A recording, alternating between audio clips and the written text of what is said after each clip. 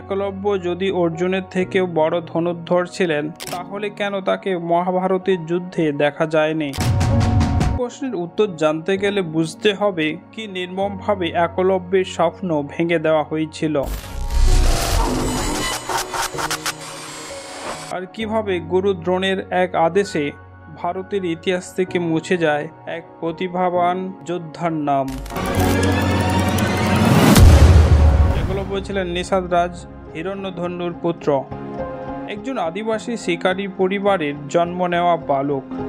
ছোটবেলা থেকেই তার স্বপ্ন ছিল বিশ্বের সেরা ধনুর্ধর হওয়া, কিন্তু সেই সময়ে ব্রাহ্মণ ক্ষত্রিয়দের একচেটিয়া অধিকারে অস্ত্র শিক্ষা ছিল, তাই নিম্নবর্ণের শিশুদের জন্য গুরু দ্রোণের আশ্রমে প্রবেশ নিষেধ ছিল। একলব্য গুরু দ্রোণের কাছে গিয়ে বললেন, প্রভু, আমাকে আপনার শিষ্য করুন। দ্রোণাচার্য তাকে উপেক্ষা করে বললেন, তুমি নিষাদ কুল জাত, আমার শিষ্য হওয়ার অযোগ্য। কিন্তু একলব্য হাল ছাড়লেন না। গুরুর অবহেলায় হতাশ হয়ে একলব্য বনে গিয়ে দ্রোণের একটি মাটির মূর্তি বানালেন। সেই মূর্তিকে সামনে রেখে তিনি দিনরাত ধনুর্বিদ্যা চর্চা করতেন। অদম্য পরিশ্রমে একদিন তিনি এমন দক্ষ হয়ে উঠলেন যে কোনো লক্ষ্য দেখার আগেই শব্দ শুনে তীর ছুঁড়ে তা ভেদ করতে পারতেন। একদিন পাণ্ডব কৌরবরা বনে শিকার করতে গিয়ে একলব্যের অসাধারণ দক্ষতা দেখে বিস্মিত হলেন। অর্জুন ঈর্ষান্বিত হয়ে দ্রোণকে বললেন, গুরুদেব, আপনি বলেছিলেন আমি পৃথিবীর সেরা ধনুর্ধর হব, কিন্তু এই বালক তো আমাকে ছাড়িয়ে গেছে। দ্রোণ একলব্যের কাছে গিয়ে বললেন, তুমি যদি সত্যি আমাকে গুরু মানো, তবে গুরু দক্ষিণা দাও।